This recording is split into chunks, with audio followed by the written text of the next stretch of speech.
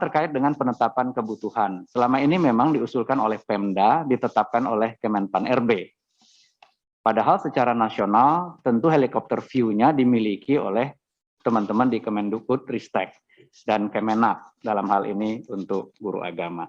Karena itu kami sudah sepakat untuk tahun ini penetapan formasi itu memberikan ruang kepada Kemendikbud-Ristek untuk memberikan jumlahnya sepanjang anggarannya bisa disetujui oleh teman-teman di Kementerian Keuangan. Dan tadi sudah disampaikan, sudah disediakan sebetulnya anggarannya sesuai dengan kebutuhan itu. Itu yang pertama.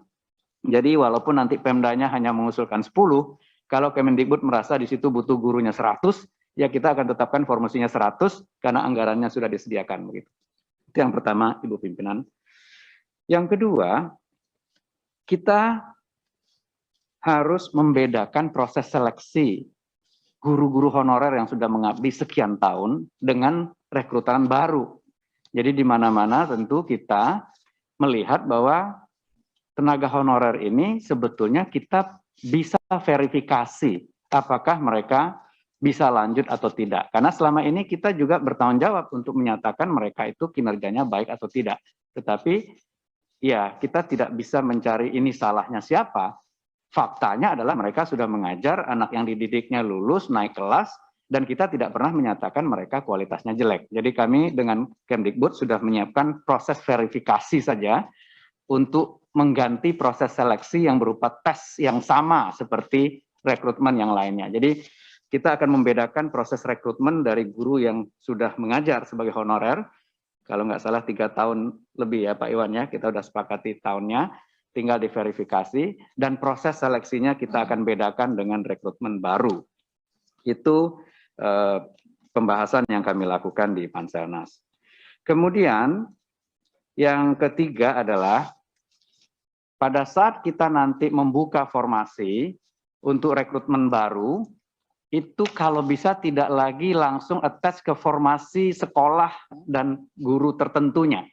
Karena kita akan mengalokasikan penugasan lulusan-lulusan baru itu ke 3T. Kalau perlu justru lulusan-lulusan terbaiknya yang akan kita taruh di 3T tadi, agar kualitas guru kita di sana juga semakin baik. Tetapi tentu kami harus menyiapkan skim insentif atau benefitnya, dan kemudian juga mekanisme mobility-nya setelah 2 atau 3 tahun mereka kemudian ditarik untuk ditempatkan di tempat referensinya mereka. Jadi kita ingin penempatan itu diatur oleh negara karena ini adalah kebutuhan negara. Jadi orang tidak bisa hanya melamar ke tempat tertentu. Di mana-mana rekrutmen itu ya tugasnya pemberi kerja untuk menempatkan.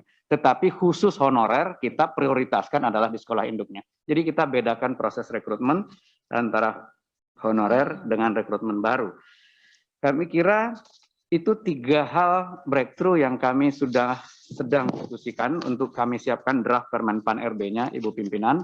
Pertama tadi terkait penetapan kebutuhannya, tidak lagi hanya oleh Pemda, tetapi juga secara nasional ditetapkan kebutuhan. Kedua, proses rekrutmennya akan kami bedakan antara yang honorer dengan yang rekrutmen baru. Sehingga rekrutmen baru ini passing grade-nya bisa kita naikkan setinggi mungkin, dan bahkan lulusan